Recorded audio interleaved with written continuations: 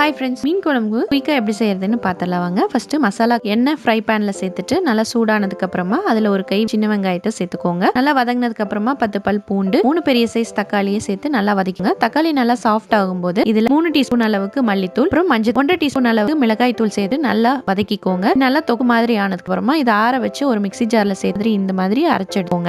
அடுத்து மீனை உப்பு மஞ்சள் தூள் போட்டு கழுவி வச்சிருக்கேன். தாளிக்கிறதுக்கு மண் சட்டி வச்சு 2 டேபிள் ஸ்பூன் எண்ணெய் சேர்த்துட்டு வெந்தயம் சேர்த்து நல்லா பொன்னிறமா பச்சை மிளகாய் சேர்த்துக்கோங்க. கொஞ்சமா வெங்காயம் கருவேப்பிலை சேர்த்து நல்லா வதக்கிக்கோங்க. 1 டீஸ்பூன் மிளகாய் தூள் சேர்த்து நல்லா வதக்கினதுக்கு அப்புறமா அரைச்சு வச்சிருந்த மசாலாவை சேர்த்து தேவையான அளவு தண்ணி சேர்த்து நல்லா கொதிக்க விடுங்க. ஒரு எலும்புச்சம்பளம் சைஸ் புளியை கரைச்சு வச்சிருக்கேன், அதை இதுல சேர்த்து தேவையான அளவு உப்பு சேர்த்து நல்லா கலக்கி விட்டுட்டு குழம்ப நல்லா கொதிக்க விடுங்க. ஒரு கொதி வந்ததுக்கு அப்புறமா நம்ம கழுவி வச்சிருக்கிற இந்த மீனை ஒன்னொன்னா சேர்த்து இதை நல்லா தளன்னு கொதிக்கிற வரைக்கும் மூடி போட்டு நல்லா கொதிக்க விடுங்க. அவ்வளவுதான், நம்மளோட குழம்பு ரெடி ஆயிடும். தேங்காய் பால் சேர்த்து செய்யற ரெசிபியும் டிஸ்கிரிப்ஷன் பாக்ஸ்ல கொடுத்திருக்கேன், இதையும் செஞ்சு பாருங்க. பை.